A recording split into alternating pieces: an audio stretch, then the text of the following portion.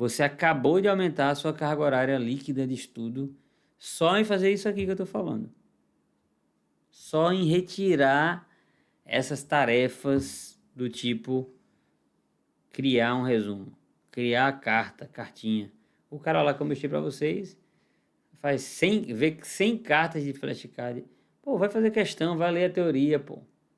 Ele já faz muita questão, né? No caso dele, vai ler o PDF, pô. Porque, vê, você passa 10 meses no meu método. Se você estudar 4 horas e meia por dia. Ó, preste atenção. 4 horas e meia por dia.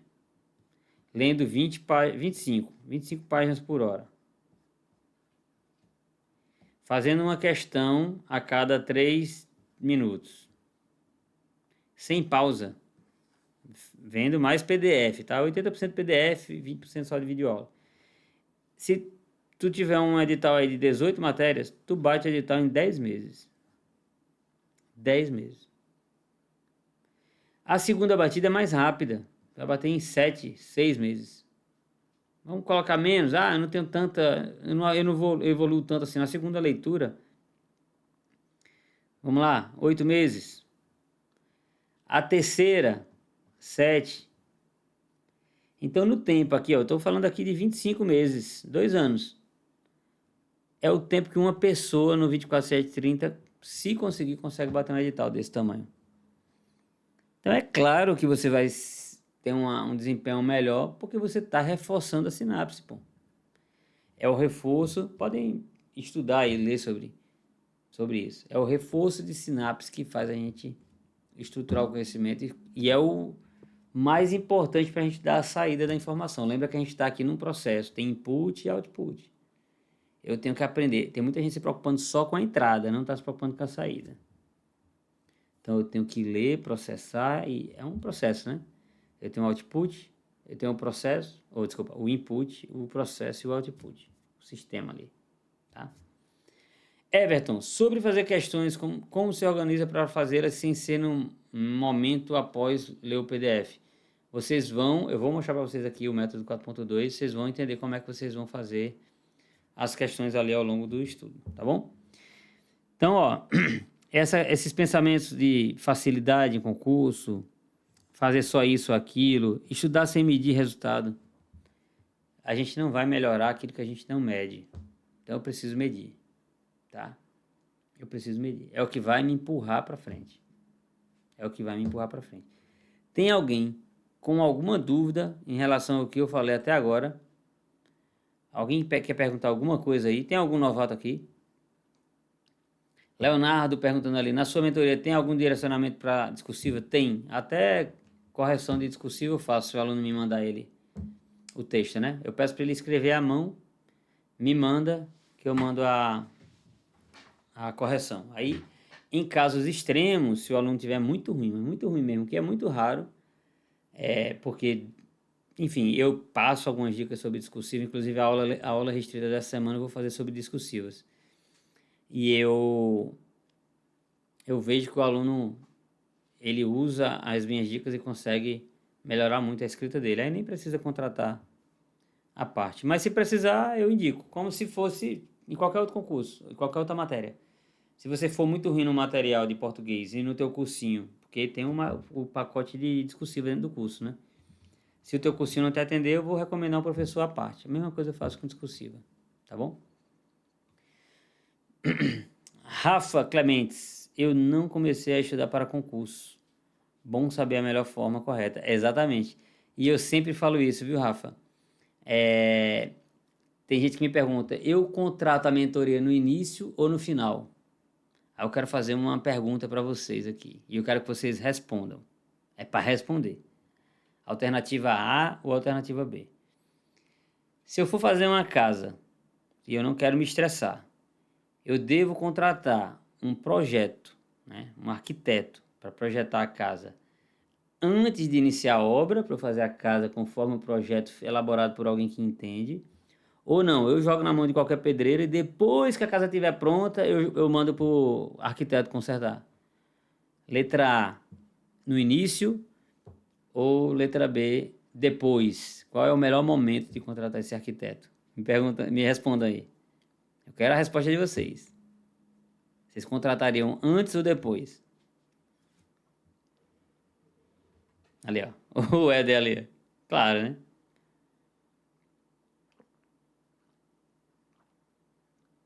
Meu avô falava assim: quem faz certo, faz uma vez. Meu avô falava isso. Eu vou falar sempre do meu avô para você. Ele é vivo ainda, graças a Deus. Mas eu vou falar muito sobre ele aqui para vocês vão ver porque eu aprendi muita coisa com ele. Ele foi professor, é engraçado. É uma figura muito importante na minha vida. É minha mãe, meu pai, meu avô, enfim. É, ele, ele foi militar. E eu fui militar porque ele foi militar. Então, ele foi militar, se alistou na época da ditadura, enfim. E saiu também, não ficou. Aí depois voltou, foi um rolo aí. E aí eu fui também. Aí depois ele foi professor. Meu avô foi professor, enfim.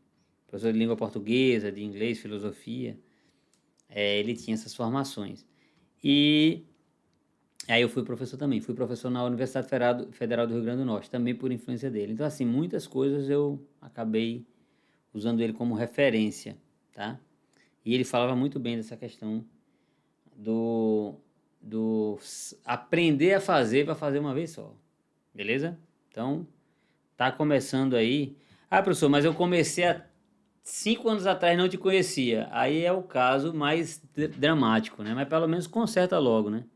E aí contrata o arquiteto, porque aí tu vai precisar, né? Porque senão tu vai passar a vida inteira com a casa mal feita. Beleza? Então vamos lá. A gente tem que trabalhar estrategicamente. Isso aqui é um jogo com várias peças, igual xadrez. O objetivo é dar checkmate, certo? Esse é o objetivo. Eu tenho que deixar, para quem nunca jogou xadrez na vida, eu tenho que deixar o rei numa situação onde ele não tem para onde ir, certo? Isso é o checkmate. Eu ameaço ele e ele não tem para onde se mexer, tá? O pessoal fala, aí o pessoal, né, enfim. Então, meu checkmate aqui no mundo dos concursos é a minha posse. Essa é a posse. Não tem o que fazer. Então, o meu objetivo é lá. É chegar lá. Só que até eu chegar lá, muita coisa pode acontecer. Eu posso ter que voltar atrás em algumas decisões. Eu posso ter que passar no concurso escada. Então, agir estrategicamente é pensar no longo prazo, médio e longo prazo. O checkmate está lá no médio e longo prazo. Ah, professor, mas não tem gente que passa rápido? Tem gente que tem um livro chamado Aberturas e Armadilhas, né? Aberturas e Armadilhas, eu acho que é esse o livro. Os enxadristas gostam muito dele. Eu jogava xadrez, mas não sou estudioso do xadrez. Mas gosto muito de xadrez, joguei por muito tempo. Parei tem um tempo. Mas de vez em quando eu ainda jogo. Tem um grande amigo meu chamado Elber que quando a gente se encontra, a gente joga uma partidinha ali e tal. É bom. É pra exercitar. E tem gente que tem alguns checkmates que a gente consegue dar com poucas jogadas, com 8, né? Enfim. Mas o geral é demorar, o normal é demorar. O normal é demorar mais, tá? Então eu vou trabalhar sempre com isso aqui, ó, em mente. É trabalhar para acelerar o processo e ter competência. E aí as oportunidades virão. Não é o concurseiro que encontra a oportunidade. A oportunidade está aqui.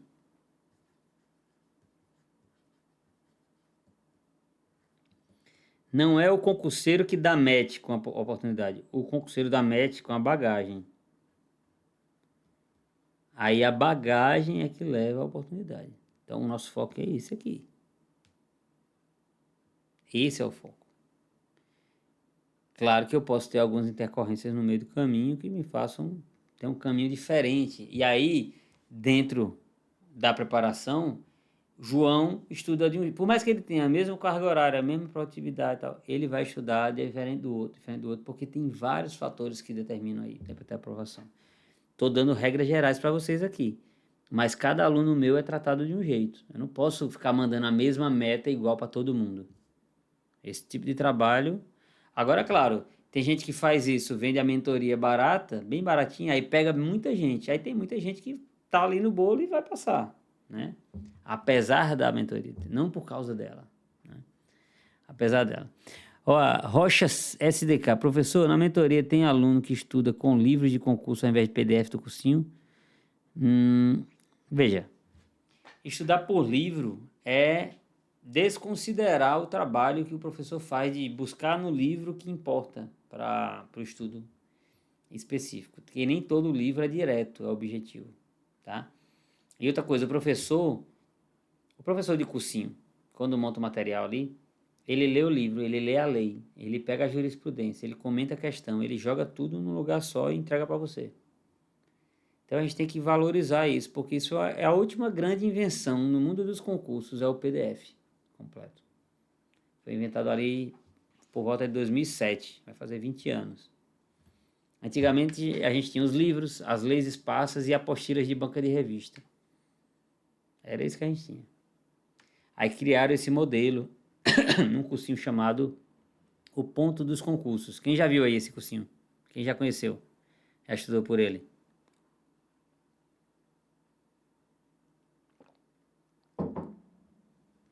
O Ponto dos Concursos. Dele saiu estratégia, do estratégia saiu direção, e essa é a linhagem que a gente tem desse tipo de material que tem o PDF completo. Então, assim, eu valorizo muito o trabalho do professor do cursinho que gasta o tempo dele e a gente está comprando o tempo para colocar tudo num canto só. Por isso que eu trabalho tanto a questão do PDF completo para vocês, tá? Por isso que eu trabalho tanto o PDF completo para vocês. Deixa eu abrir um slide aqui só para mostrar como é que eu faço para a gente finalizar aqui. Tem alguém que tem alguma dúvida aqui em relação à mentoria? Alguém aí que tentou contratar e não conseguiu, quer tirar alguma dúvida? A hora é agora, hein?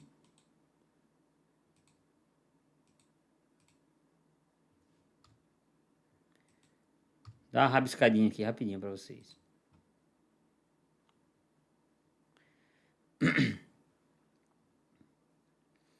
Ó, a Cristiane, professor, fico doida com as 400 mil aulas do cursinho. Será que é preciso tudo isso? Não há como enxugar, ser mais objetivo?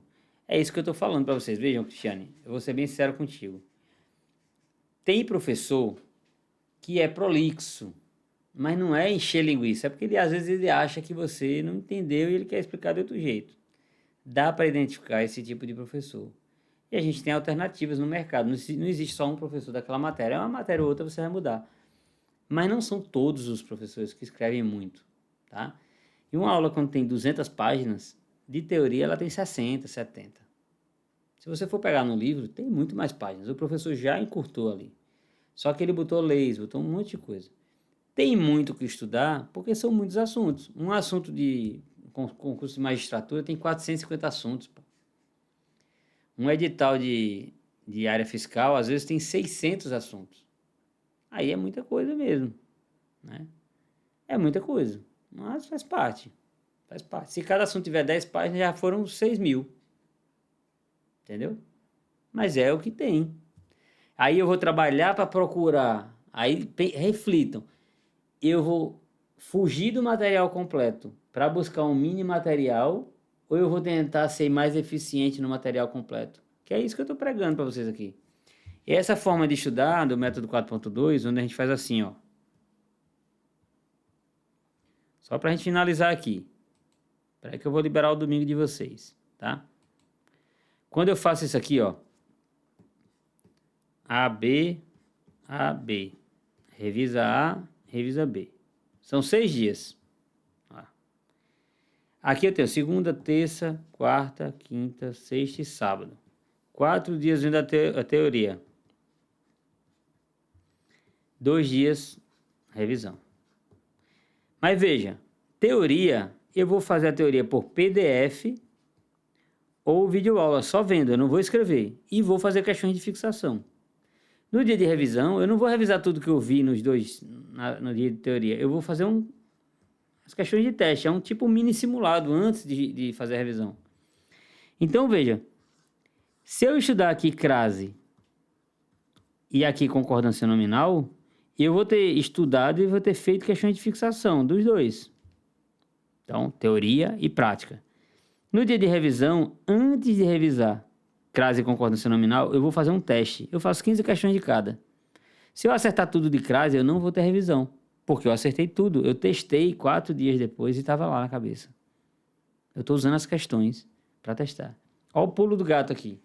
Então, eu vou revisar muito menos. Então, se eu acertei tudo aqui, daqui eu errei 20%, como eu fiz metade, eu só vou fazer revisão em 10% dos tópicos, que foi onde eu tive dificuldade.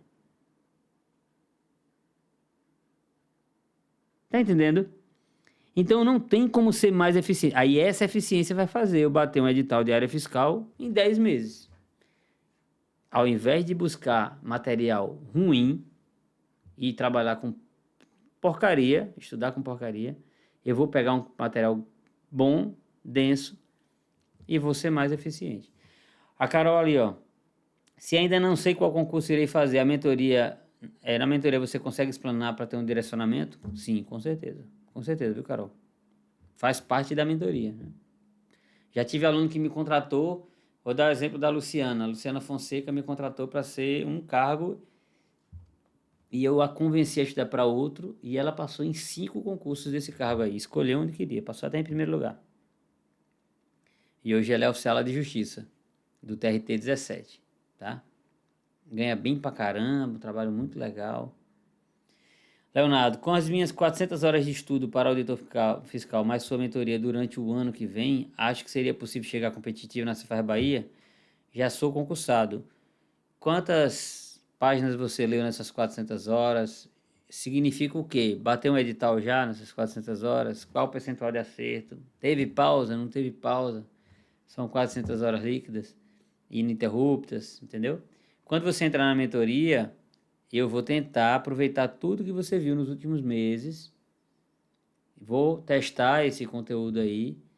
E a gente vai, se der certo, a gente aproveita sim. Isso vai antecipar. Agora eu não sei se vai dar certo para a Cefaz da Bahia, porque eu não sei a data da Cefaz da Bahia. E não sei como é que você vai se comportar, se você vai realmente estudar ou se você vai só enrolar. E aí eu não tenho como te dar uma garantia de que você estará competitivo lá nesse momento. Ó, são 4 fatores ali, ó, que determinam o tempo até a aprovação. Gestão de tempo, produtividade, controle emocional e capacidade cognitiva. São 4. Né? Então, assim, capacidade cognitiva, controle emocional e produtividade são subjetivas. Depende muito de você. A gestão do tempo é o mais fácil de corrigir no curto prazo, tá? Beleza? Enfim, mas eu aproveito tudo que tem de qualidade, mas eu não consigo nem, eu não sei o que seriam 400 horas. Estou sendo bem sincero para você, tá bom? Porque eu preciso ver para crer, não adianta, né? Agora, depois de umas 10 metas comigo, com a bagagem que você já tem, aí a gente já sabe, né? A gente já sabe bastante coisa. Aí muda a figura, tá bom? Eu faço mentoria baseada em resultados, então eu preciso do dado, tá? Preciso do dado. Quem quiser me contratar, lembrando, meu acompanhamento é individualizado. Eu não trabalho com isso aqui, ó. Plataforma robotizada, tá?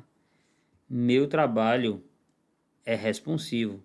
A meta 1 é feita, a meta 2 depende da 1. A meta 3 depende da 2. E assim a gente vai trabalhando para formar a bagagem o mais rápido possível, tá? O mais rápido possível. Trabalhando outras questões aqui, inclusive porque eu quero que você seja autônomo, tá? Mas vai depender disso aqui, ó. Isso aqui é um eufemismo para a vergonha na cara, que tem que ter bastante. Tem que ter bastante, principalmente aqui na mentoria, tá bom?